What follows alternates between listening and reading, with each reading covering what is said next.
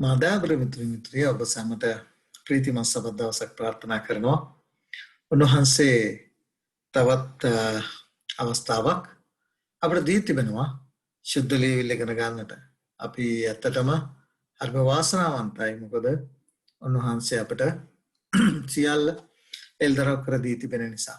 ඔබ දන්නවා අපි දැන් ටික කාලෙක පරිච්ඡේදයකට තන් ටික කාලයක් තිස්සේ අපි එල්දරව් පොත ඉගෙන ගන්නවා. එල්දරව් පොතේ අපි පරිච්ඡේද 7ක් ඉගෙනගෙන තිබෙනවා. අපි ඇවිල්ලා තිබෙනවා එල්දරව් 8 වෙනි පරිච්ඡේදයට. එතකොට මේ කාල පරිච්ඡේදය ඇතුළත අපි ඉගෙන ගත්තා වූ සත්‍යතාවයන් මම විශේෂයෙන් ඉල්ලා සිටිනවා ඔබගෙන් නිරතුරුව මේ සියලු දේවල් අපේ වෙබ්සයිට් එකට අපි අප්ලෝඩ් කරලා තිබෙනවා www.sinhalagospelministry.org කියන වෙබ්සයිට් එකට ඔබට ගියොත් ඔබට පුළුවන් මේ සියලු දේශනයන් ඉතාමත් පැහැදිලිව සරලව ඔබට ඉගෙන ගන්නට. එනිසා විශේෂයෙන් අපි අවසාන කාලේ ජීවත් වෙන අය හැටියට එල්දරව් පොත සහ දානියෙල් පොත ඉගෙන ගැනීම ඉතාම වැදගත්. ඒ අපේ ගැලවීමට, මගේ ගැලවීමට, ඔබේ ගැලවීමට ඉතාමත් වැදගත් වෙන නිසා. එනිසා මේ සියල්ල ඔබට දැන් තිබෙනවා නැවත නැවත ඉගෙනගෙන ඒ පිළිබඳව හොඳ අවබෝධයක් ලැබලා ඔබට යම් ගැටලුවක් ප්‍රශ්නයක් තිබෙනවා නම් ඔබට පුළුවන් මාහා සමග සජීවීව ඔන්ලයින් චැටින් ඒ සර්විස් එක හරහා සම්බන්ධ වෙලා ඔබට තියෙන ප්‍රශ්න ගැටලු निराකරණය කරගෙන සුද්ධ සත්‍යතාවය, සුද්ධ ආලෝකය පැහැදිලිව දැනගෙනගෙන ආලෝකයේ දරුවෙක් හැටියට ස්වර්ග රාජ්‍යයට උන්වහන්සේගේ පැමිණීමට සූදානම් වෙන පිණිස මේ සියලු ව්‍යායාම නැත්නම් මේ සියලු මහන්සිය නැත්නම් මේ සියලු කරුණු කාරණා ඔබ ඉදිරියේ උන්වහන්සේගේ මඟ පෙන්වීම ඇතුව තබන්නේ මා විතරක් නෙවෙයි ඔබත් උන්වහන්සේගේ පැමිණීමේදී ගැලවීම ලබන පිණිස. ඒ නිසා අපි දැන් විශේෂයෙන් එල්දරව් පොතේ 8 වෙනි පරිච්ඡේදයට අපි ඇවිල්ලා තිබෙනවා. මේ 8 වෙනි පරිච්ඡේදය ඉගෙන ගන්නට පෙර අපි උන්වහන්සේට අපේ ජීවිත බාර කරමු. සියල්ල එල්දරව් කරන්නේ උන්වහන්සේ. අපි උන්වහන්සේට අපේ ජීවිත මේ මොහොතේදී බාර කරමු. හසත් පොළොවත් මා පාලනය කරන්නා ආදර බංකාර දෙවියන්ගේ වහන්සේගේ ශුද්ධ නාමයට ගෞරවවත් මහත් ප්‍රශංසාවටත් වේවා. සබත දවසේ ස්වාමීයාණනි වහන්සේ සිතුවන්ත වෙනවා අපිට මේ අවස්ථාව උදා කර දීම ගැන. තවත් එල්දරව් කිරීමක් ඔබ වහන්සේ අපිට එල්දරව් කර දී තිබෙනවා. එල්දරව් 8 වෙනි පරිච්ඡේදයේ ශුද්ධෝපයාණේ අපිට උදව් කරන්න, ශුද්ධාත්ම බලෙන් පූර්ණවත් කරන්න. සියල්ල එල්දරව් කරන්නේ ඔබ වහන්සේ.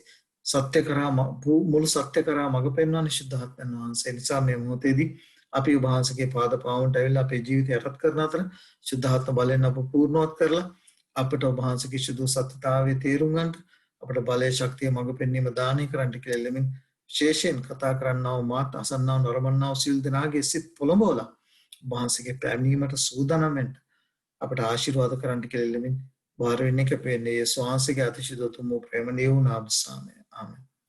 තාම සහෝදර සහෝදරිය අද දවසේදී අපි ඉගෙන ගන්නේ එල්දරව් 8 වෙනි පරිච්ඡේදය. ඔබට මතක ඇති අපි ගිය පාඩමෙන් නැත්නම් පහුගිය පාඩමෙන් අපි ඉගෙන ගත්තා මුද්‍රා සත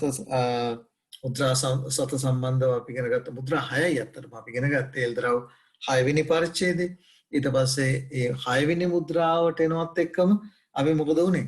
අපි 7 වෙනි මුද්‍රාව අපිට හොයාගන්න බැරුව ගියා. මොකද 6 වෙනි මුද්‍රාව කඩනවත් එක්කම මේ පොළොවට ඇතිවෙනා වූ ව්‍යසනයන් පිළිබඳව, ස්වභාවික විපත් පිළිබඳව, අවුරුදු වකවානු ඒ සිද්ධීන් පිළිබඳව අපි පැහැදිලිව අනාගත වාක්‍ය සහ ඉතිහාසයේ කරුණු කාරණා ඒ සාක්ෂිය සමග අපි ඉගෙන ගත්තා එල්දරව් 6 වෙනි පරිච්ඡේදය ඉගෙන ගන්නකොට. 6 වෙනි පරිච්ඡේදය ඉගෙන ගන්නවත් එක්කම අපි එනවා එල්දරව් 6 වෙනි පරිච්ඡේදයේ අවසාන පදයට එනකොට අහනවා මේ 6 වෙනි මුද්‍රාව කඩලා 7 වෙනි මුද්‍රාව කඩන්න පෙර අපි දන්නවා 7 වෙනි මුද්‍රාව කඩනවත් එක්කම උන්වහන්සේගේ දෙවන පැමිණීම සහ ලෝකයට පැමිණෙනා විනිශ්චය අපිට එල්දරව් 8 වෙනි පරිච්ඡේදය අපි ඉගෙන ගන්නට යනවා. එතකොට මේ කාරණා සිද්ධ වෙන්න පෙර සිදුවිය යුතු කාරණයක් තිබෙනවා. ඒ උන්වහන්සේගේ පැමිණීමේදී 7 වෙනි මුද්‍රාව කඩන්නට පෙර උන්වහන්සේගේ පැමිණීමට උන්වහන්සේව පිළිගන්නට සෙනගක් උන්වහන්සේ සූදානම් කරන්නට ඕනේ. ඒ කාරණේ තාමත් පැහැදිලිව අපි එල්දරව් 7 වෙනි පරිච්ඡේදේ කාටද ඉන්න පුළුවන්? අර එල්දරව් 6 වෙනි පරිච්ඡේදේ 17 වෙනි පදේ යනවා උන්වහන්සේගේ පැමිණීමේ දවසේදී 7 වන මුද්‍රාව කඩන කල කාටද ඉන්න පුළුවන් කියලා. ඒ ඉන්න සෙනඟ පිළිබඳව අපි ඉතාමත් සුපැහැදිලිව පසුගිය පහදමින් ඉගෙන ගත්තා. අපි ඉගෙන ගත්තා 1,44,000 විශේෂිත වූ කණ්ඩායමක් උන්වහන්සේ තෝරගන්නට යනවා. උන්වහන්සේගේ පැමිණීමට පෙර එදා ගෝලයෝ සහ 120 තෝරගත්තා වගේ පෙන්තකෝස්ත දවසේදී මුළු ලෝකේ පුරාම මේ පණිවිඩය ප්‍රචාරය කරන්නට මේ සුභාරංචි පණිවිඩය ගෙන යන්නට උන්වහන්සේ සුවිශේෂිත වූ කණ්ඩායමක් තෝරගත්තා වගේ උන්වහන්සේගේ පැමිණීමට පෙරත් උන්වහන්සේ සුවිශේෂිත වූ කණ්ඩායමක් තෝරගන්නට යනවා මුළු ලෝකයේ පුරාම මේ එල්තර 7 වෙනි පරිච්ඡේදයේ කණ්ඩායම් දෙකක් අපිට හම්බ වෙනවා. ඒ තමයි 1,44,000 කියලා හඳුන්වන කණ්ඩායම සහ ඒ කණ්ඩායම තුළින් කරන්නා වූ සේවය කරනකොටගෙන ගැලවෙන්නා වූ ගණන් කොළ නොහැකි මහත් සමූහයක් උන්වහන්සේගේ පැමිණීමේදී සිටින්නට යනවා. මේ කාරණය පිළිබඳව ක්‍රිස්තියානි ලෝකයේ තුල බොහෝ මතිවතාන්තර තිබෙනවා. නමුත් ඒ සියල්ල අපි පැහැදිලි කරගත්තා. පසුගිය පාඩමෙන් 1,44,000 කියන්නේ ඒ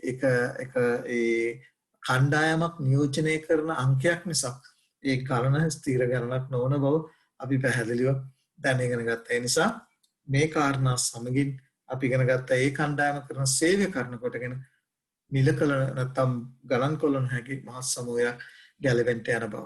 එතකොට මේ කාරණා මෙසේ සිද්ධ වෙනකොට අපි එනවා එල්දරව් 8 වෙනි පරිච්ඡේදයට. ඔබ දන්නවා එල්දරව් 8 වෙනි පරිච්ඡේදයේ පළවෙනි පදේ අපිට කුමක්ද හම්බෙන්නේ? අපිට එල්දරව් පොතේ 8 වෙනි පරිච්ඡේදයේ පළවෙනි පදේ හම්බ වෙනවා 7 වෙනි මුද්‍රාව කැඩීම.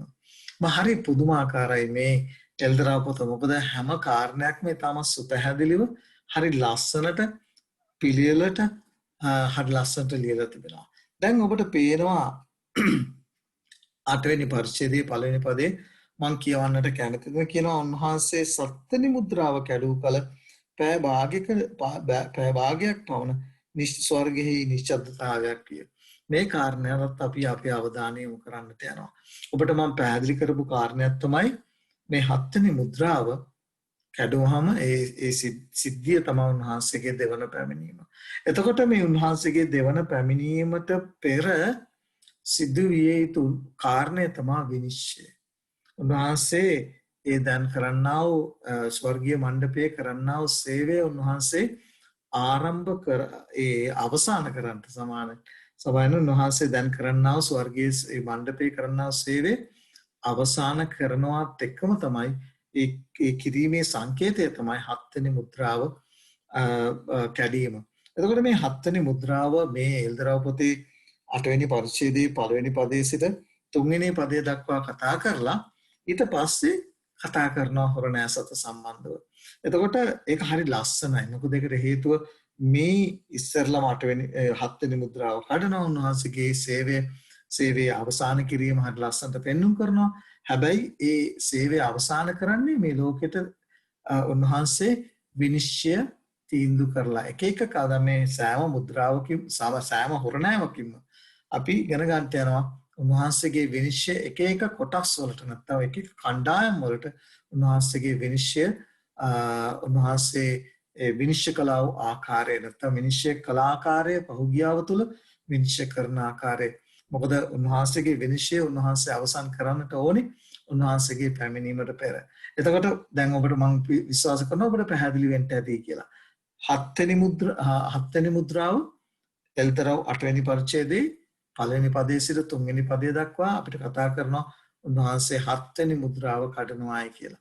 එතකොට අපි පැහැදිලිව දන්න කාරණයක් තමයි 7 වෙනි මුද්‍රාව කියන්නේ උන්වහන්සේගේ පැමිණීමේ ඒ සිද්ධාන්තය සිද්ධිය තමයි 7 වෙනි මුද්‍රාවෙන් පෙන්වු කරන්නේ. හැබැයි පොඩ්ඩක් මේ 7 වෙනි මුද්‍රාව ගැන විස්තර කරලා එල්තරව් පොතේ 8 වෙනි පරිච්ඡේදයේ පළවෙනි පදයේ සිට 3 වෙනි පදයේ දක්වා විස්තර කරලා උන්වහන්සේ දැන් කරන්නා වූ සේවයේ හමාර කිරීම විස්තර කරලා ඊට පස්සේ නැවත වාරයක් යොහන් තුමාට උන්වහන්සේ පෙන්නනවා මම ඔබට සභා 7ක් ගැන දුන්නා. ඒ සභා 7ට අදාළ වෙන කාලවල් 7ක සිද්ධ වෙන්නා වූ කාරණා සභා 7කින් ඔබට පැහැදිලි කරලා දුන්නා. ඊළඟට ඔබට මම පෙන්නුම් කළා ඒ මුද්‍රා 7ක් ගැන. ඒ මුද්‍රා 7එනුත් මුද්‍රා 6ක් පිළිබඳව ඒ ආය වතාව ඒ ක්‍රිස්තියානි සභාවේ කාල පරිච්ඡේද 6ක සිද්ධ වෙන්නා වූ සිද්ධීන් පිළිබඳව ඔබට විස්තර කර දුන්නා. දැන් ඔබට එනවා ඒ මුද්‍රා 6න් ඔබට එල්දරාව 6 වෙනි පරිච්ඡේදය අපි ඉගෙන ගත්තා වූ ආකාරයට ඊළඟට 7 වෙනි මුද්‍රාව කඩනවා කියලා කියන්නේ මං කරන්නා වූ සේවය උන්වහන්සේ පැහැදිලි කරනවා මං කරන්නා වූ සේවය හමාර කිරීම. හැබැයි මං කරන්නා වූ මේ සේවය හමාර කරනවත් එක්කම මම මේ කළා වූ සේවය තුළ මම එක එක ජන කොටස් විනිශ්චය කරනු ලැබුවා. දැන් ඔබට මම පැහැදිලි කරලා දෙන්නම් උන්වහන්සේගේ මඟ පෙන්වීම ඇතුව මේ එල්දරව් පොතේ 8 වෙනි පරිච්ඡේදයේ කතා කරන්නා වූ හොරණෑ සත ඒ සෑම හොරණෑකටම අදාළ වන පණිවිඩයක් තිබෙනවා. අදාළ වන විනිශ්චයක් තිබෙනවා. මම මේ හොරණෑව නියෝජනය කරන්නේ කොමක්ද කියන කාරණයක් අවිශුද්ධ ලියවිල්ල තුලින්ම පැහැදිලි කරගන්නවා. එතකොට උන්වහන්සේගේ සේවය හමාර කරන්නේ උන්වහන්සේ විනිශ්චය තීන්දුව කරලා. උන්වහන්සේ විනිශ්චය කළ යුතුයි. පොළොව විනිශ්චය කළ යුතුයි. පොළොවේ මනුෂ්‍යයන් විනිශ්චය කළ යුතුයි. පොළොවේ එක එක ජන කොටස් විනිශ්චය කළ යුතුයි. ඒ විනිශ්චය පිළිබඳව අපිට එල්දරව් පොතේ 8 වෙනි පරිච්ඡේදය අපිට හම්බ වෙනවා. දැන් ඔබට පැහැදිලි ඇති මේ අපි කියනවා ඕඩර් එක නැත්තම් මේ ක්‍රොනොලොජිකල් ඕඩර් කියලා කියනවා අපි ඉංග්‍රීසියෙන්. නැත්තම් මේ පිළිවෙල අනුපිළිවෙල පිළිබඳව ඔබට දැන් පැහැදිලි වෙන්න ඇති කියලා මා විශ්වාස කරනවා. ඒ නිසා 8 වෙනි පරිච්ඡේදයේ 7 වෙනි හොරණෑව කැඩුවත් ඒට අදාළ වෙන උන්වහන්සේගේ දෙවන පැමිණීමේ සිද්ධ වෙන්න යන්නේ උන්වහන්සේ දැන් කරන්නා වූ සේවය හමාර කරලා උන්වහන්සේ ඒ මණ්ඩපයෙන් පිටතට පැමිණීම පිළිබඳව අපි කියවමු ඉස්සරලා. ඊට පස්සේ අපි යම් හොරණෑ සත පිළිබඳව පළවෙනි දෙවෙනි තුන්වෙනි යන ආදී වශයෙන් ඒ හොරණෑ සත පිළිබඳව පැහැදිලි කරගන්න. මම කියවන්න කැමති එල්දරව් පොතේ 8 වෙනි පරිච්ඡේදයට පෙර ඔබට මේ තිරයේ දිස්සනවා බයිබල් පාඨයක්.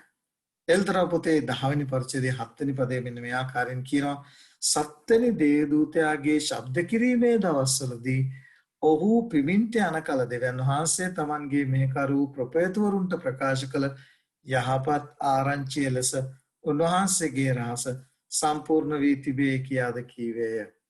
මතක තියාගන්න උන්වහන්සේ 7 වෙනි මුද්‍රාව කඩන කල උන්වහන්සේ තමන්ගේ ප්‍රපේතවරුන්ට ප්‍රකාශ කළ යහපත් ආරංචිය සුභාරංචිය ඒ කාලය සම්පූර්ණ වුණා. එනම් යේසුස් වහන්සේගේ දෙවන පැමිණීම පිළිබඳව මේ ගෙන යනා වූ සුභාරංචියක පැහැදිලිව සුභාරංචියක්. ඔබටත් මටත් ගැලවෙන්නට ගෙරන්නා වූ සුභාරංචියක්. ඒක සම්පූර්ණ වෙනවා 7 වෙනි හොරණෑව පිමිනවත් එක්කම. ඒක සමාන 7 වෙනි මුද්‍රාව කඩනවත් එක්කම. මොකද අපි හොරණෑ ගැන තවම ඉගෙන ගත්තේ නැහැ. 7 වෙනි මුද්‍රාව කඩනවත් එක්කම අපි මේ උන්වහන්සේගේ දෙවන පැමිණීම සිද්ධ වෙන්න යනවා. ඒ විතරක් නෙමෙයි. දැන් ඔබ 8 වෙනි පරිච්ඡේදය ගත්තොත් 8 වෙනි පරිච්ඡේදෙත් හොරණෑ 6ක් ගැන විතරයි කතා කරන්නේ. එතකොට 7 වෙනි හොරණෑව පිපෙන කල අන්න එතකොට උන්වහන්සේගේ දෙවන පැමිණීම සිද්ධ වෙනවා. දැන් ඔබට පැහැදිලි වෙන්න ඕන මුද්‍රා 6ක් ගැන කතා කරලා ඊට පස්සේ 7 වෙනි මුද්‍රාවේ තමයි උන්වහන්සේගේ දෙවන පැමිණීම සිද්ධ වෙන්න යන්නේ. එතකොට එල්දරව් පොතේ 8 වෙනි පරිච්ඡේදයේ හොරණෑ 6ක් ගැන කතා කරලා එතරම් අපිට හම්බෙන්නේ මොකද්ද? උන්වහන්සේගේ 7 වෙනි හොරණෑවේදී උන්වහන්සේගේ දෙවන පැමිණීම. ඒකට මේක තමයි තිබෙන ඔබටත් මටත් තියෙන සුභාරංචිය. හොඳයි අපි යන් ඊළඟට දැන් ඒ කාරණය පිළිබඳව පැහැදිලි කරගන්න. ඔබට පැහැදිලි වෙනවා ඇති මම මේ තිරයේ ඔබට පැහැදිලිව පෙන්눔 කරලා තිබෙනවා. උන්වහන්සේගේ කාලයේ සිට දෙවන පැමිණීම දක්වාම එක එක ජන කොටස් වලට එන්ට තිබුණා වූ විනිශ්චය පිළිබඳව තමයි මේ සිදු වුණා නැත්නම් දුන්නා වූ විනිශ්චය පිළිබඳව තමයි මේ හොරණෑ සත හොරණෑ 6 තුලින් පැහැදිලි කරලා දෙන්නේ. ඒ නිසා අපි මේ කාරණය ටිකක් පැහැදිලි කරගනිමු. ඔබට මම පැහැදිලි කරපු කාරණයක් තමයි පහුගිය පාඩම් වල මේ උන්වහන්සේ ඉදිරියේ මේ 7 ඉලක්කම ඉතාමත් වැදගත්. මොකද අපි ඉගෙන ගත්ත සභා සතක් ගැන ඉගෙන ගත්තා, මුද්‍රා සතක් ගැන ඉගෙන ගත්තා. දැන් අපි හොරණෑ සත ගැන ඉගෙන ගන්නවා.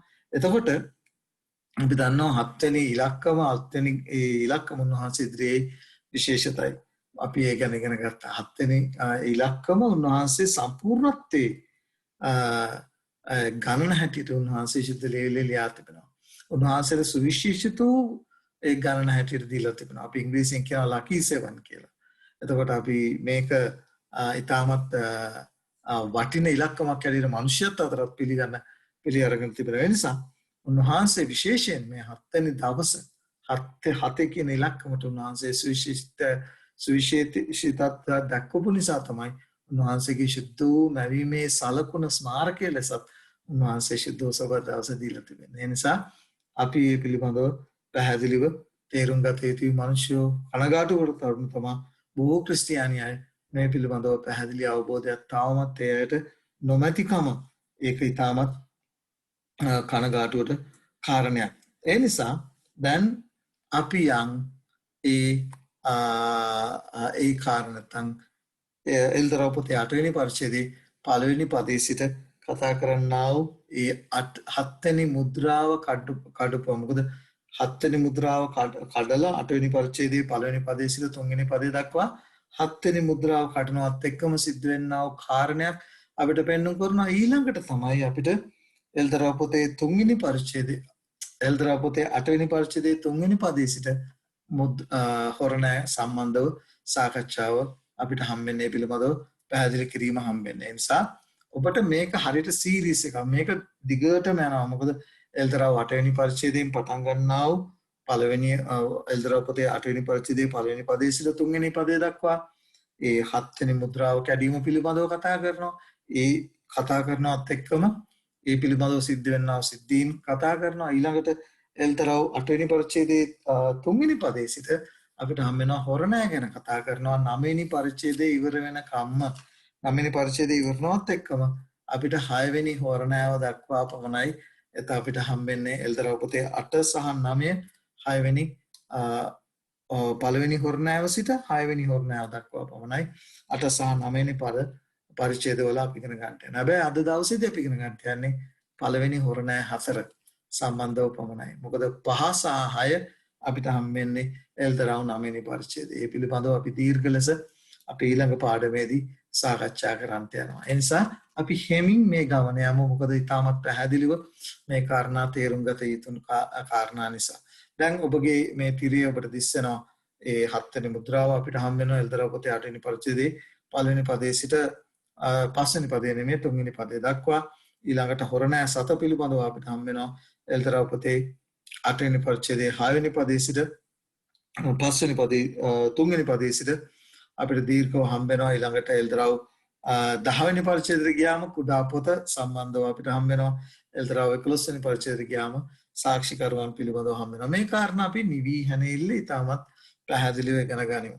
දැන් අපි යනවා ඒ හොරණෑ 7 පිළිබඳව ඉගෙන ගන්නට. ඔබට පැහැදිලි වෙනවා ඇති මෙතන කියනවා උන්වහන්සේ 7 වෙනි මම කියවන්නේ එල්දරව් පොතේ 8 වෙනි පරිච්ඡේදයේ 1 වෙනි පදේ උන්වහන්සේ 7 වෙනි හොරණෑව කැඩූ කල පැය භාගයක් පමණ ස්වර්ගයේ නිශ්ශබ්දතාවයක් විය.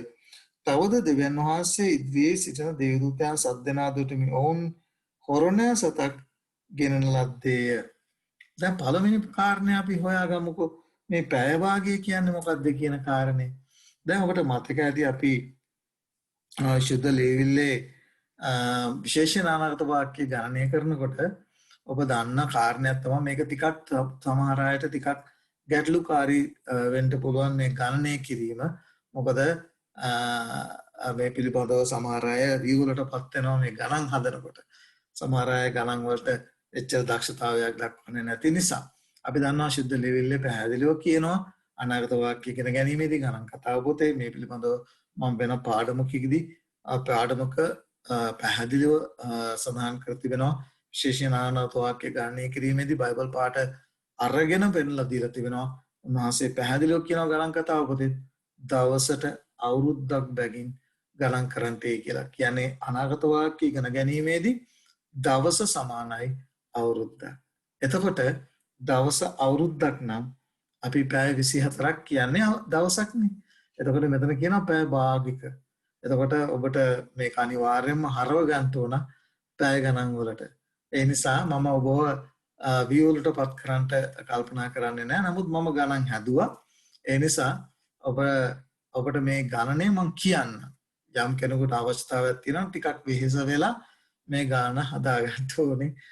පැය භාගයක් කියන්නේ දවස් කීයක්ද කියන කාරණේ. මොකද දැන් අපි දන්නවා මම නැවත වරක් කියනවා. දවසක් කියන්නේ අවුරුද්දක්. එතකොට අවුරුද්දකට දවස් කීයක් තියෙනවද? අවුරුද්දකට දවස් 360ක් තියෙනවා. එතකොට අවුරුද්දකට තියෙන දවස් 360 පැය ගානට ඔබ ගණනය කරන්න ඕන. පැය කීයක් තියෙනවද කියලා ගණනය කරන්න ඕන. අපි කොහොමද කරන්නේ? ඒ පැය ගාන ගණනය කරන්නේ පැය 24 වැඩි කිරීම දවස් 360. එතකොට අපිට එනවා කීයද? පැය 8640ක් එනවා. දැන් මේ ගණන මම හදලා කිව්වේ. ඒක වැඩි කෙරුවොත් ඒ කියන්නේ දවස් 360ට පැය කොච්චරද කියලා හොයාගන්න අපිට පැය ගාන හම්බ වෙනවා. හැබැයි දවසකට ඒ ගාන හදාගන්න නම් ඔබ කරන්න ඕනේ ඒ 360 ඔබ පැයකට පැයක් සමානයි දවස් කීයද කියලා ගණන් කරන්න. ඔබ දන්නවා දවසක් සමානයි අවුරුද්ද නම් එතකොට පැයකට අදාළ වෙන දවස් ගාන හොයාගන්න අපි කරන්න ඕන පැය 24 වැඩි කරන්න ඕන දවස් 360 සමහන් පැය 24 බෙදන් දවස් 360 බෙදන්න ඕන කීයද පැය 24න්. මම නැවත වරක් කියනවා. දවස් 360 බෙදන්න ඕන පැය 24න්. ඒක බෙදපුවම අපිට හම්බ වෙනවා හරියටම දවස් 15ක්. එතකොට දවස් 15ක් තමයි දේවචනේ පැයකට සමාන කරන්නේ අනාගත වාක්‍ය ඉගෙන ගැනීමේදී.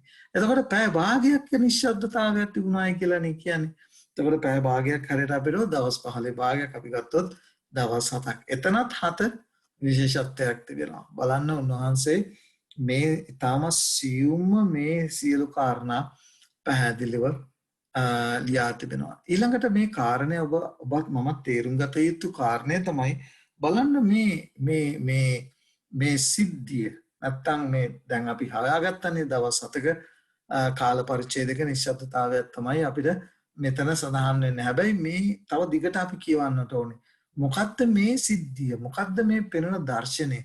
උන්වහන්සේ කොහෙද ඉන්නේ? මොනවද කරන්නේ කියන කාරණේ අපි පැහැදිලි කරගන්න ඕනේ. එතන කියනවා හරිය ලස්සනට තවත් දේවදූතෙක් රම්දුම් වාජනයක් රැගෙන ඇවිත් පූජාසනයේ ඉදිරිපිට සිටියේය. සිංහාසනයේ ඉදිරිපිට ඉදිරියේ තිබුණු රන් පූජාසනයේ පිට සීල ශුද්ධවන්තයන්ගේ යාඥා සමග ඔප්පු කරන පිණිස බොහෝ සුගන්ධ ද්‍රව්‍ය ඔහුට දෙන ලද්දේ. දැන් සහෝදර සහෝදරිය මේ කොහෙද මේ දුම් පූජාසනයේ තිබෙන්නේ? දැන් මේක තේරුම් ගන්නට අපි පරණ ගිවිසුමට යන්න ඕන. මේ පිළිබඳවත් මම ඔබට මගේ ඒ වෙබ් පිටුවට ගියොත් ඔබට පැහැදිලිව දැනගන්න හැකියාවක් තිබෙනවා. ඒ පින්තූරු සහිතව ඔබ ඉදිරියේ තබා තිබෙනවා ඓතිහාසික සාක්ෂීන් හරි මට මතක විදියට හරියට මම ඔබට පෙන්눔 කරන්නම් මේ වෙබ්සයිට් එක මගේ වෙබ්සයිට් එක. එතකොට ඔබට පුළුවන් ඒ පිළිබඳව දැනුවත් කරන්න ඒ පිළිබඳව සොයා ගන්නට. දැන් මේක තමයි මගේ වෙබ්සයිට් එක. ඔබ ගියොත් මම හිතන්නේ මම යොමු කරලා තියෙන ඓතිහාසික සිද්ධීන් කියන පිටුව වෙන්න ඕන. සමාවෙන්න ඓතිහාසික සිද්ධීන් නොවේ. බයිබල් පාඩම් හරි දේශනයන් වෙන්නට ඕනේ. දේශනයන් වලට ගිහිල්ලා එල්දරා පොතට ඔබ ගියොත් මේ වෙබ්සයිට් එක ඔබට මොබයිල් ෆෝන් එක ඔබගේ මොබයිල් ෆෝන් එක හරහා පවා ඔබට පුළුවන් මේක ඇක්සස් කරන්න හැකියාවක් තිබෙනවා. බයිබලයේ මුල සිටම කියන පිටුවට ඔබට බයිබලයේ මුල සිටම කියන පිටුවට ගියොත් ඔබට හැකියාවක් ලැබෙයි. මෙන්න තියෙනවා මේ මම මේ බයිබලයේ මුල සිටම කියන පිටුවේ ඔබට සියලුම ඒ මුල සිටම ඔබට බයිබලය ඉගෙන ගන්න පුළුවන්. විශේෂයෙන් මේ ශුද්ධස්ථානය පිළිබඳව සේවය ඔබට මම ඉදිරිපත් කරලා තිබෙනවා. මේ කාරණේදී උන්වහන්සේ මැදිහත්කාරයෙක් හැටියට කරන්නා වූ සේවය මම හිතන්නේ 6 වෙනි පස්වන පාඩමට මේ තියෙන්නේ පස්වන පාඩමට අදාළව ඒ කියන්නේ අපිට මේ ස්වර්ගීය කරන්නා වූ සේවය තේරුම් ගන්නට පුළුවන් පහසුම ක්‍රමය තමයි මේ පොළවේ උන්වහන්සේ කිව්වා මෝසෙස්ට මම නුඹට පෙන්වන ආදර්ශය ලෙස හදන්නේ කියලා මේ පොළවේ මණ්ඩපය.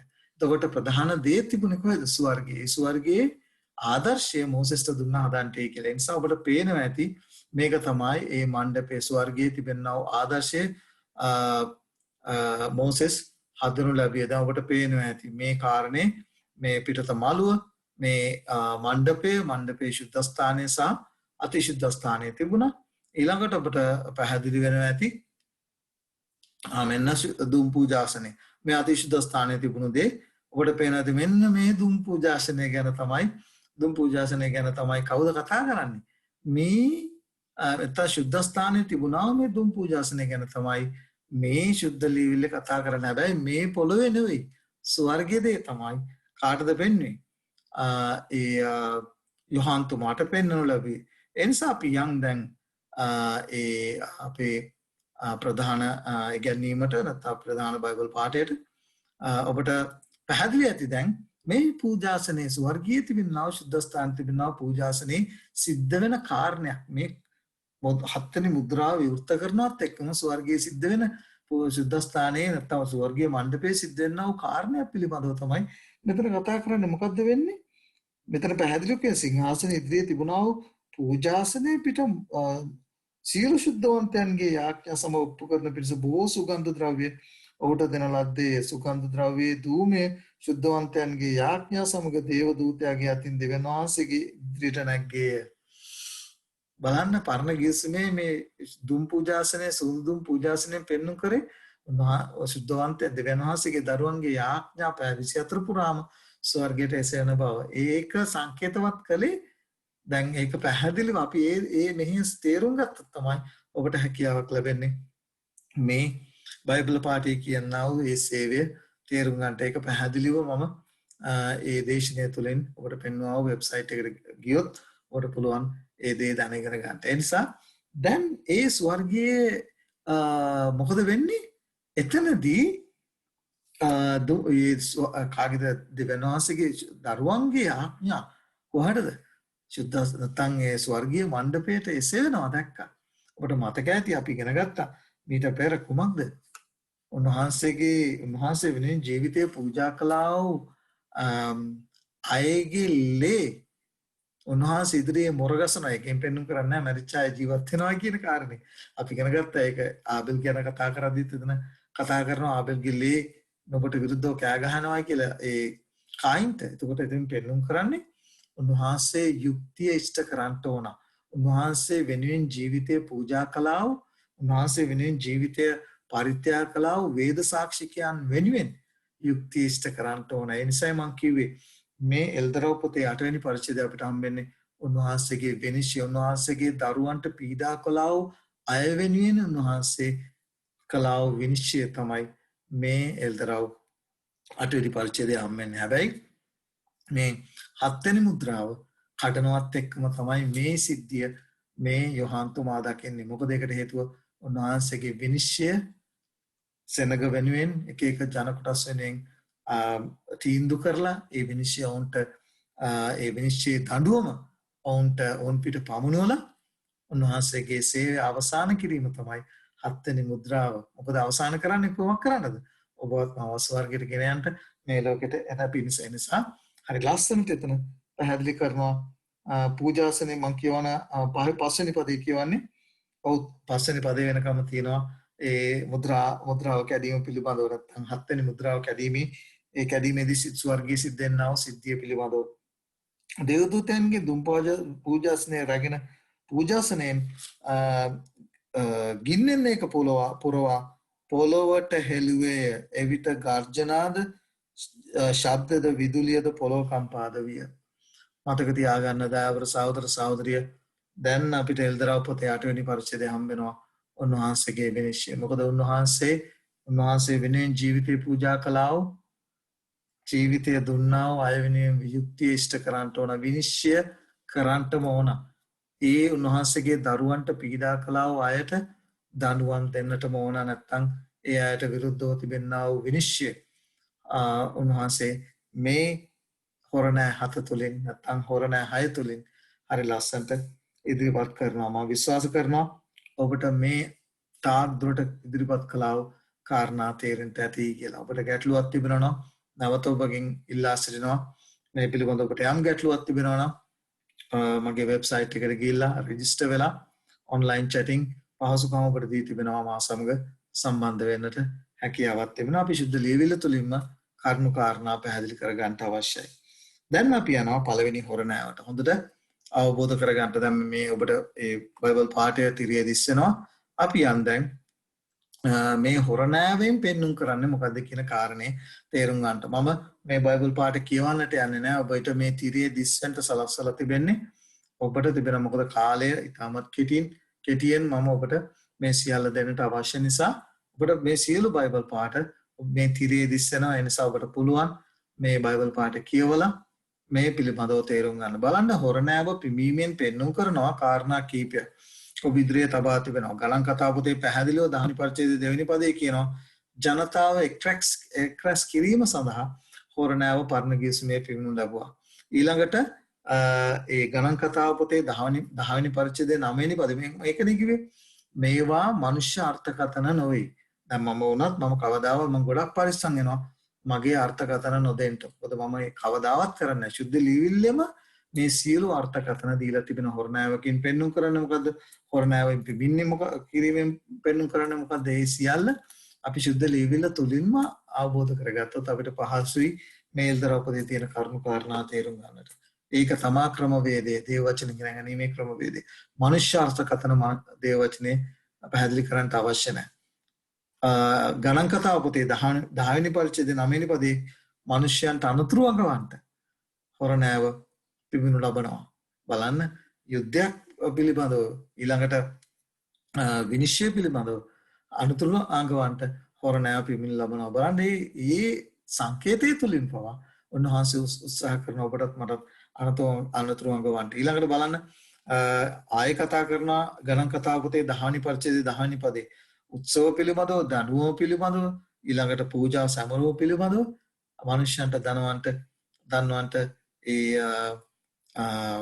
මේ හොරණෑව පිළිබඳව ලැබුවා. ඊළඟට ස්වාමීන් වහන්සේගේ දවස ප්‍රකාශ කිරීම සඳහා ජෝයල්ගේ පොතේ 2 වෙනි පරිච්ඡේදයේ 1 වෙනි පදයේ හොරණෑව පිළිබඳව ලැබුවා. දැන් අපේ සහෝදර සහෝදරිය අපි එක දෙයක් මතක තියාගන්නට ඕනේ. ඔබට මම අර කිව්වා පෑ භාග්‍ය නිශ්ශබ්දතාවයක් කියලා.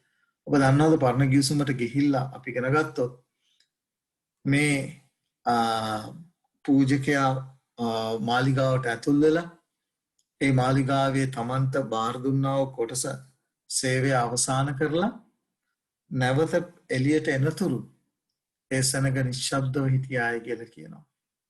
ඒ සෙනඟ නිශ්ශබ්දව හිටියායි කියලා කියනවා. කවදාවත් ඒ අය ඊටමත් ගරු ගම්භීරව නැත්නම් ගෞරවාන්විතව උන්වහන්සේට දී යුතු ගෞරවය දෙමින් නිශ්ශබ්දව සිටියායි කියලා කියනවා. මතක තියාගන්න. දැන් අපි ඉගෙන ගත්ත දවස් 7ක කාල පරිච්ඡේදයක්. උන්වහන්සේගේ සේවය හමාර කරලා උන්වහන්සේ අපි විශේෂයෙන් දේව වචනය පිළිබඳව පැහැදිලි කර තිබෙනා වූ ඒ විශාරදයන් අපි දේව වචනය තුලින්ම අපි දැනගෙන ගන්නවා. අපි උන්වහන්සේ සමග ස්වර්ගයට උන්වහන්සේ මේ ලෝකයට ඇවිල්ලා ස්වර්ගයට යන්නව අතරේදී අපි විශේෂයෙන් දේව වචනය පැහැදිලි කරලා තිබෙනා වූ ඒ විශේෂයෙන් විශාරදයන් පැහැදිලි කරලා දෙන තමයි දවස් 7ක් අපි ගමන් කරන්නට යනවා කියලා. ඒ වගේම ස්වර්ගයේ සිට මේ ලෝකයට උන්වහන්සේගේ පැමිණීමේදී උන්වහන්සේ ඒ වගේ කාල පරිච්ඡේදයක් උන්වහන්සේ පාවිච්චි කරන්නට යනවා. මේ ලෝකයට ඇවිල්ලා මුළු ලෝකයාම උන්වහන්සේ පැමිණීමේදී මුළු ලෝකයාව සීල වැස් උන්වහන්සේව දකින්න යනවා කියලා කියනවා. ඊළඟට අපි උන්වහන්සේ සමග ස්වර්ගයට යන්න යනවා. එතකොට මේ කාල පරිච්ඡේදයේ මේ නිශ්ශබ්දතාවය තුළින් විශේෂයෙන් විනිශ්චය හමාර කරලා උන්වහන්සේ නැවත වර එන්ට යනවා මේ කාල පරිච්ඡේදයේ හරි ලස්සනට මෙතන නිශ්ශබ්දතාවය තුළින් මේ බාන්න සියුම් දේවල් පවා අපිට කොච්චර පැහැදිලිව උන්වහන්සේ විවෘතව පැහැදිලිව උන්වහන්සේ ඉදිරිපත් කරලා තිබෙනවාද කියන කාරණේ අපි තේරුම් අරගෙන උන්වහන්සේ මෙච්චර සැලකිලිමත් නම් අපි කොච්චර සැලකිලිමත් වෙන්න ඕනද අපි ඒ ගැලවීම වෙනුවෙන්. ඒ නිසා දැන් අපිට පැහැදිලි ඇති මේ හොරණෑවෙන් පෙන්눔 කරන්නේ ජනතාව එකතු කිරීම. උන්වහන්සේ පැහැදිලි කරනවා තෙසලොනික පොතේ උන්වහන්සේ මහා ශබ්දයක්ද උත්තම බෝධිකයේ හඬද උත්තම දේවදූතයෙකුගේ හඬද දෙවියන් වහන්සේගේ හොරණෑ නාදයේද ඇතුව ස්වර්ගයෙන් එනවායි කියලා තෙසලොනික පොතේ කතා කරනවා. එතකොට මේ ආකාරයෙන් උන්වහන්සේ හොරණෑව ජනතාව දෙවියන් වහන්සේ යසනක එකතු කිරීම සඳහා එතකොට මෙයා යනාදී වචෙන් හොරණෑව පාවිච්චි කළා. දැන් අපි යනවා ඔබට මතක ඇති මේ හොරණෑ 7 සමාන්තරයි එදා ඊජිප්තු දේශයට නැත්නම් මිස්‍ර දේශයට එව්වා විනිශ්චයට ඔබට මතක ඇති. වසංගත 10කින් උන්වහන්සේ පහර දුන්නා මිස්රවරුන්ට. ඔබට මතක ඇති. එතකොට ඒ දඬුවම පෙන්වද ඔබ දන්නවද ඔබ කියවලා බලන්න හරි ලස්සනයි මේක හරි ලස්සනට මම මේ පිළිබඳව දැනගෙන ගැනීමේදී අධ්‍යයනය කිරීමේදී මම දැනගත්ත කාරණයක් තමයි මේ එල්දරව් පොතේ 8 වෙනි පරිච්ඡේදයේ 8 සහ 9 කතා කරනවා මේ හොරණෑ 7 හොරණෑ 6ක් ඇත්තටම හොරණෑ 6 සමාන්තර වෙනවා එල්දරව් 16 වෙනි පරිච්ඡේදයේ කතා කරනවා උදහසේ මේ මහතු වසංගත හතත් සමග හරි ලස්සනයි. එල්දරව් පොතේ 8 වෙනි පරිච්ඡේදයේ කතා කරනවා මේ හොරණෑ 7න් සංකේතවත් වෙනවා උන්වහන්සේගේ විනිශ්චය නැත්නම් එක ජාතීන්ට ගෙනෙනා වූ විනිශ්චය සමාන්තරව ගමන් කරනවා උන්වහන්සේගේ පැමිණීමට පෙර කරුණාවේ දොරටුව වැසුවට පස්සේ මේ පොළොවට හෙළන්ට යන්නා වූ මහත් වූ වසංගත 7 හා සමාන්තරව හරි ලස්සනට ගමන් කරනවා පුළුවන් තරම් උත්සාහ කරනවා ලබන පාඩම තුලින් ඊළඟ පාඩම තුලින් මේ සමාන්තර බව ඒ හොරණෑ 7 සහ වසංගත 7 අතර තිබෙනා වූ සමාන්තර බව එල්දරව් 16 වෙනි පරිච්ඡේදය සහ 8 සහ 9 වෙනි පරිච්ඡේද සසඳලා ඔබ ඉදිරියේ උන්වහන්සේගේ මඟ පෙන්වීම ඇතුව තබන්න බලන්න කොච්චර උන්වහන්සේ ඉතාසු පැහැදිලිව මේ කාරණා එල්දරව් කර දී තිබෙනවාද කියන කාරණය. දැන් අපි ඒ පළවෙනි හොරණෑව පිළිබඳව දැනගෙන ගන්නට. මෙතන කියනවා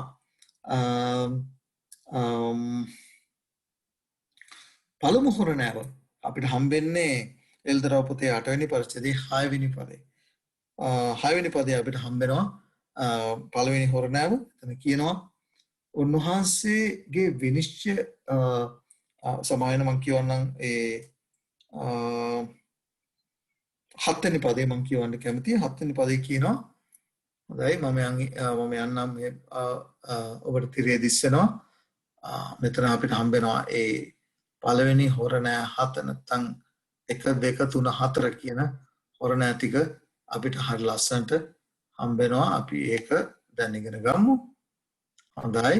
දැන් ඔබට පේනවා ඇති පළවෙනි හොරණෑව දෙවෙනි හොරණෑව ඔබට පේනවා මෙතන මේ තියෙන පළවෙනි හොරණෑවේ සිද්ධිය දෙවෙනි හොරණෑවේ සිද්ධිය තුන්වෙනි හොරණෑව සහ හතරවෙනි හොරණෑවේ සිද්ධිය අපිට හම්බෙනවා බයිබල් පදත් සමගම ඔබ ඉදිරියේ තබා තිබෙනවා. මේක හරි ලස්සනයි. මම ඒකයි කිව්වේ මහන්සියලා ඔබ වෙනුවෙන් කර තිබෙන්නේ. මොකද එල්දරව් පොත බොහෝ අය විවිධාකාරයෙන් අර්ථකථනය කරනවා. හැබැයි මේ මනුෂ්‍ය අර්ථකථනය ඒක තේරුම් ගන්න මගේ සහෝදරයෙකුත් ආව ප්‍රශ්නයක් තමයි එල්දරව් පොත බොහෝ දේවගතිවරු අර්ථකථනය කරනවා කියලා. නමුත් ඒ අයගේ අර්ථකථන දෙන්නේ. නමුත් ඒ අර්ථකථන සහ මේ අර්ථකථන අතර වෙනස තමයි මගේ අර්ථකථන නොවේ මේ සියල්ල. මේ සියල්ල සුද්ධ ලියවිල්ල තුලින්ම ඔබට බයිබල් පාඩ අරගෙන වෙනලා තිබෙනව අර්ථකථන. ඒකයි තිබෙන වෙනස. ඒ නිසා ඕන කෙනෙකුට අර්ථකථනය කරන්න පුළුවන්. නමුත් සැබෑ වූ සත්‍ය වූ අර්ථකථනය හම්බෙන්නේ සුද්ධ ලියවිල්ල තුලින්ම අර්ථකථනය කරනවා නම් පමණයි. කියමු අපි 7 වෙනි පදේ. පළමිනියා පිම්බේය. එවිට ලෙයින් මිශ්‍ර වූ ගල් වර්ෂාවක්ද ගිනිද හටගෙන පොළවේ සිට පිට හෙළනු ලැබුවේ. පොළවෙන් 3 පංගුවක් දාලා ගියේ. ගස් වලින් 3 පංගුවක් දාලා ගියේ. සියලු අමුත් තනකොළද දාලා ගියේ. දැන් අපිට කල්පනා වෙනවා ඇති මොනවද මේ කියන්නේ කියන කාරණේ. ඔබ දන්නවද ඔබගේ ඉදිරියේ තවා තිබෙනවා මම ඒකේ තීරම අර්ථ නිරූපණය පෙන්වන්න කර තිබෙනවා. ඒ තමයි පළවෙනි හොරණෑවේ පෙන්වන්න කරේ ජෙරුසලමට නැත්නම් ඊශ්‍රායල් සෙනගට විරුද්ධව උන්වහන්සේගේ විනිශ්චය. මොකද ඊශ්‍රායල් සෙනගට අවුරුදු 490ක කාල පරිච්ඡේදයක් දීලා තිබුණා. ඒ අය කළා වූ අධර්මිෂ්ඨ ක්‍රියාවලින් ගැන පසුතැවිලි වෙලා ගැලවෙන්නට. නමුත් ඒ අය උන්වහන්සේවත් සුවකීයෝ මොකද කරේ? උන්වහන්සේව කුරිසිපත් කළා. ඒ අය කිව්වා මේ ඔහුගේ ලේ අප පිටත් අපගේ දරුවන් පිටත් පැමිණේවා කියලා. ඒ අය ඒ විනිශ්චය බලෙන්ම ලබා ගත්තා. ඒ දඬුවම බලෙන්ම ලබා ගත්තා. ඔබ දන්නවා ක්‍රිස්තුවර්ෂ 70 දී සිද්ධ වුණා උදේ යෙරුසලම සම්පූර්ණ නාස්තික රෝමවරු ඇවිල්ලා සම්පූර්ණ නාස්තික ලේ විලක් කළා. මේ මහත් වූ බරපතල විනිශ්චය පැමිණුණ කාටද? යෙරුසලමට. දැන් මෙතන ගස් ගැන කතා කරනවා. ඔබට පැහැදිලි වෙයි මං කියවන්නේ නැහැ. ඔබට බයිබල් පාඩ දීලා තිබෙනවා. හරි ලස්සනට මනුෂ්‍යයාව විස්තර කරනවා ගීතාවලිය පොතේ පළවෙනි පරිච්ඡේදයේ පළවෙනි පදයේ සිට තුන්වෙනි පදය දක්වා ගසකට ශාස්ත්‍රීය ගසකට සමාන කරනවා. යසායා 61 වෙනි පරිච්ඡේදයේ තුන්වෙනි පදයට සමාන කරනවා. මම ආසයි මේදී බයිබල් පාඩ විදිහට කියන්න. නමුත් කාලය පිළිබඳව ප්‍රශ්න නිසා මට කියවන්න හැකියාවක් නැහැ. ඔබට මම ආරාධනා කරනවා මේ බයිබල් පාඩ කියවන්න කියලා. යෙරමියාගේ පොතේ කතා කරනවා 11 වෙනි පරිච්ඡේදයේ 16 වෙනි පදයේ සිට 17 වෙනි පදය දක්වා. හැබැයි මම කියවන්න කැමති ලූක්ගේ පොතේ. ලූක්ගේ පොතේ 23 වෙනි පරිච්ඡේදයේ යේසුස් වහන්සේ අනතුරු අඟවනවා. යේසුස් වහන්සේ අනතුරු අඟවනවා ඊශ්‍රායල් සෙනගට. ඔබට මතකද උන්වහන්සේ ඒ කුරුසිය අරගෙන යන අවස්ථාවේදී 28 වෙනි පදයේ ඉඳන් මම කියවන්න කැමති. යේසුස් වහන්සේ ඔවුන් දෙසට හැරි යෙරුසලමේ දූවරුනි මා නිසා නොහඬා නුඹලා සහ නුඹලාගේ දරුවන් නිසා හඬාපල්ලා. මේ විනිශ්චය ගැන උන්වහන්සේ කාල්තියා දැක්කින්ද කිව්වා නුඹලා නිසා නුඹලාගේ දරුවන් නිසා හඬන්ටි කියලා මායින් නිසා අඬන්ට එපායි කියලා. ඊට පස්සේ කියනවා මක් නිසාද ස්ත්‍රීයුද වද ස්ත්‍රීයුද දරුවන් නොවැදූ කුසද කිසි කලක කිරිදුන් කිරි නොදුන් තනද වාසනාවන්තයයි කියන දවස් පැමිණෙන්නේ. ඒ කාලේදී ඔහු කඳුවලට කතා කොට අප පිට පැට්ලියලා හෙල්වලට අප වසාගයින්ලයි කියන්න පටන් ගන්නේ මක් නිසාද අමුගසට මේ දේ කරත් නම් රෝමෝරු අමුගසට එනම් යේසුස් වහන්සේට මේ දේ කරත් නම් ඊට පස්සේ කියනවා මොකද්ද වියලි ගසට කුමක් කරනු ලබන්නේදයි කීසේක.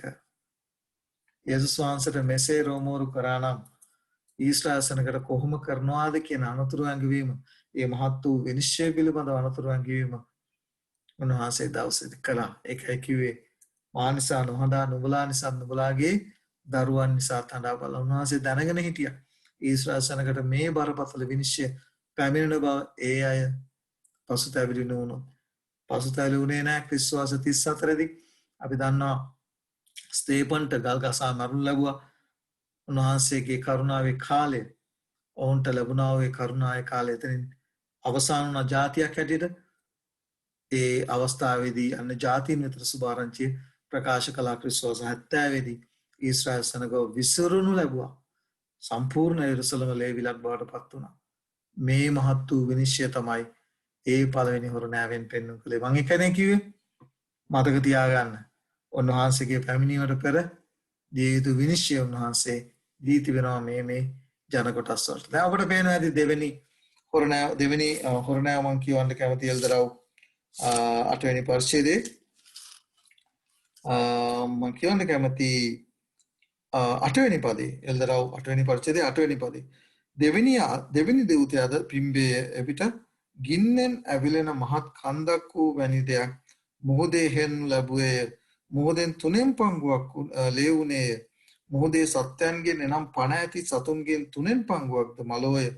නැව් වලින්ද 3 පංගුවක් විනාශ වුණේ. දාපර සහෝදර සහෝදරිය මේකටත් හොඳ පැහැදිලි විස්තරයක් තිබෙනවා. ඔබ දන්නවා මොහොත පෙන්눔 කරන්නේ දේ වචනේ එල්දරව 13 වෙනි පරිච්ඡේදයේ කියනවා මොහොතෙන් පැන නැගුණා වූ එන ජාතියකින් පැන නැග්ගා වූ ඒ රාජ්‍ය ගැන මෙතන කතා කරනවා වෙන කාරණයක් නෙවෙයි.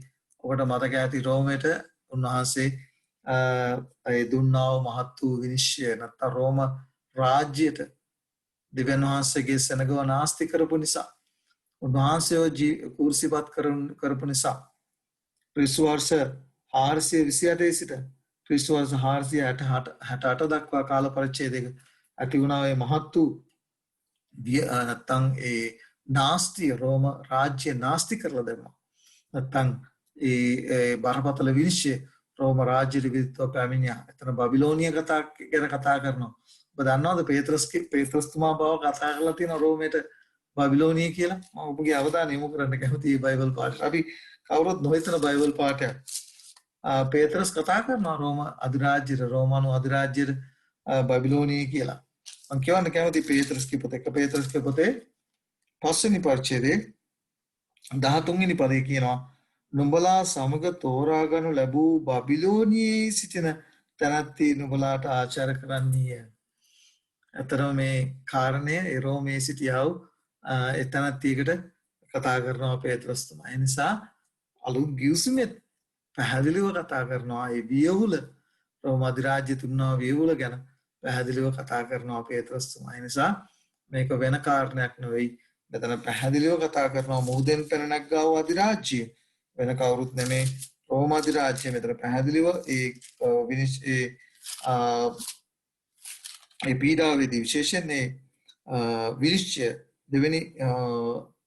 දෙවෙනි හොරණෑවෙන් පෙන්වු කරන මුහුදේ හෙළුණු ලැබුවේ මුහුදෙන් ඒ දෙවියන් වහන්සේගේ විනිශ්චය ඒ රෝමවරුන්ට විරුද්ධව පැවුණා වූ ආකාරය අපිට පැහැදිලි වෙනවා. ඊළඟට අපිට තුන්වෙනි හොරණෑව අපිට හම් වෙනවා 10 වෙනි පදේ. මෙතන කියන තුන්වෙනි දූතයාද පිම්බේ එවිට මහා තාරකාවක් පන්දුමක් මෙන් ඇවිලමින් අහසෙන් වැටුනේ. ඒක ගංගාවලින් 3 පංගුවක් පිටද දියුල් පොත් පිටද වැටුනේ. තාරකාවේ නාමය තිත්තකමයයි කියන ලදී. වතුර වලින් 3 පංගුවක් තිත්ත විය. ඒවා තිත්ත වී තිබුණු බැවින් බොහෝ මිනිස්සු ඒ වතුරෙන් මලෝය. ඔබ දන්නවද වැටුණු තාරකාව කොහින්ද වැටුණායි කියන්නේ? එවිට පන්දමක් ඇවිල්ලා අහසෙන් වැටුනේ. දැන් වැටුණු තාරකාව ගැන කොහෙද ලියා තිබෙන්නේ? අපිට හම්බ වෙනවා යසායාගේ පොතේ. යසායාගේ පොතේ 14 වෙනි පරිච්ඡේදය ඔබ කියවුවොත් මේ වැටුණු තාරකාව කවුද කියලා හම්බ වෙනවා. මම කියවන්න යන්නේ නැහැ. නමුත් ඔබගෙන් ඉල්ලා සිටිනවා මේ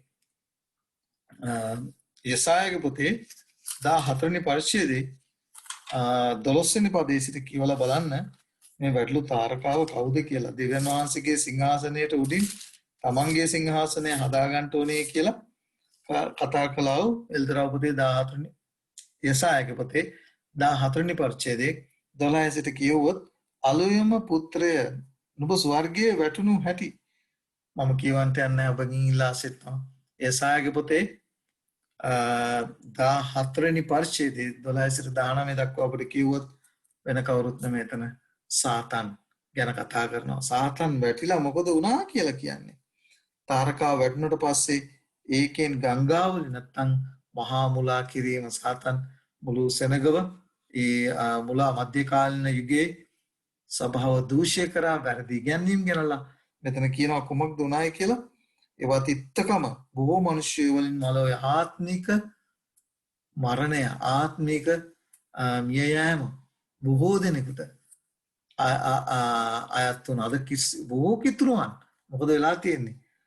ශාරීරිකව ජීවත් වෙනවා නමුත් ආත්මිකව තමන් ඉගෙන ගන්න ධර්මතාවයන් තුළ සත්‍යතාවය තුළ ජීවත් නොවන නිසා ඒ අය මේ ගිහිල්ලා තිබෙනවා ආත්මිකව.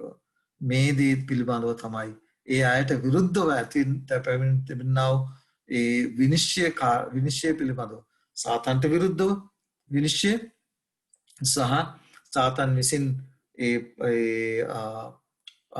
මඟ පෙන්වූ ලබන්නා වූ විශේෂයෙන් රෝම සභාවට සහ ඒ සභාවේ ඊළඟට අපිට හම්බ වෙනවා ඊළඟ 4 වෙනි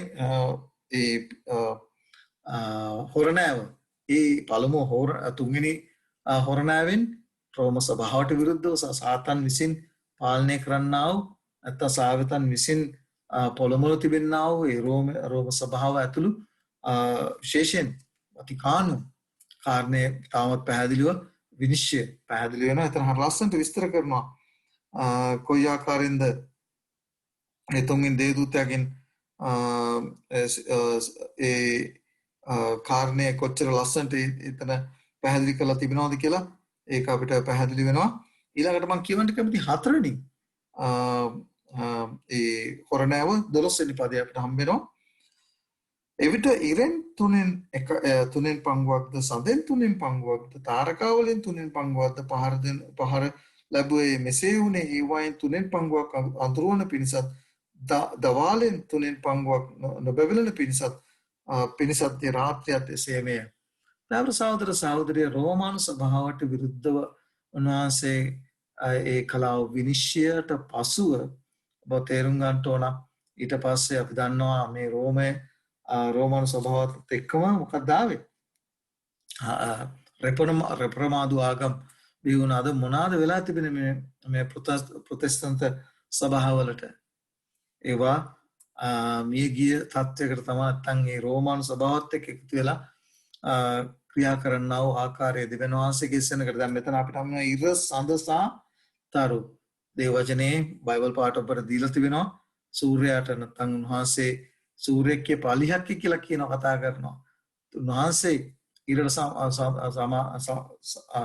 සම්බන්ධ කරනවා නැත්නම් සමාන කරනවා සඳට ශුද්ධ ලියවිල්ල උන්වහන්සේගේම ජීවමාන වූ වචනේ සඳට සමාන කරනවා ඉන තාරකාවලට අපි දන්නවා උන්වහන්සේගේ ඒ ප්‍රේරිතයන් 12 දෙනාගෙන් පටන් ගත්තා වූ ඒ ශුද්ධ වූ ස්වභාවය ඒ සේවක සේවිකාවන් සමාන කරනවා ඒ අයට පහර දීම නිසා ඒ අය කියන්නේ එකනේ කියන්නේ ශුද්ධවන්තයන්ගේ ලේ උන්වහන්සේ ඉදිරියේ මොරගසන කවද්ද යුක්ති ඉෂ්ට කරන්නේ කියලා ඒ අයට කලාව පීඩා නිසා ඒ අය කලාව මේ මහත් වූ පීඩාව නිසා ඒ අයට විරුද්ධව විශේෂයෙන් උන්වහන්සේ විනිශ්චය සූදානම් කර තිබෙනවා.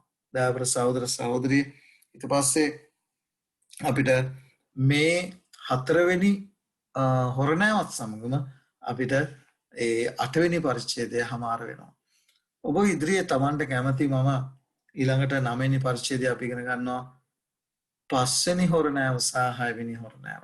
මේ 5 වෙනි හොරණෑව සහ 6 වෙනි හොරණෑව විශේෂතයි මොකද ඒකට හේතුව ඉතිහාසයේ සාතන් පාවිච්චි කළා තවත් කණ්ඩායමක් විශේෂයෙන් මම ඔබට බය නැතුව කියනවා මේවා ලබන සතියේ මම ඊළඟ පාඩම තුලින් ඉතිහාසයෙන් කරුණු කාරණා සහිතව ඔබ ඉදිරියේ තවන්ට බලාපොරොත්තු වෙන විශේෂයෙන් ඉස්ලාම් ධර්මයේ පුදුමාකාර විදියට මේ ලෝකය ආක්‍රමණය කරපු ආකාරය සහ ඒ සාක්ෂීන් සහිතව ඉතිහාසගත කරුණු සහිතව ඔබ ඉදිරියේ තවන්ට බලාපොරොත්තු වෙන නිසා දයාබර සහෝදර සහෝදරිය උන්වහන්සේ මෙබන මහත් ආලෝකයක් මෙබන මහත් මේ ආකාරයෙන් ඉතාමත් සුපැහැදිලි ලෙස සරල ලෙස උන්වහන්සේ මේ ආකාරයෙන් මේ සියල්ල එල්දරව් කරලා උන්වහන්සේගේ විනිශ්චය පිළිබඳව දැන් අපි පැහැදිලිව දන්නවා හොරණෑ සත තුලින් කතා කරන්නේ උන්වහන්සේගේ විනිශ්චය පිළිබඳව උන්වහන්සේගේ විනිශ්චය කොයි ආකාරයෙන්ද පළමුව ඊශ්‍රායල් සෙනගට යෙරුසලමට විරුද්ධව ඊළඟට රෝම අධිරාජ්‍යයට විරුද්ධව ඊළඟට රෝම අධිරාජ්‍යයෙන් පැන්නක් ගාව රෝම සභාවට විරුද්ධව සහ රෝම සභාවෙන් කීකරුව නැත්නම් ඒ ආభాෂයේ පහස ලබන්නා වූ අනිකුත් රෙපරමාදු සභාවන්ට තිබෙනා වූ විනිශ්චය පිළිබඳව අපි පැහැදිලිව අද දවසේ ඉගෙන ගත්තා. මතක තියාගන්න.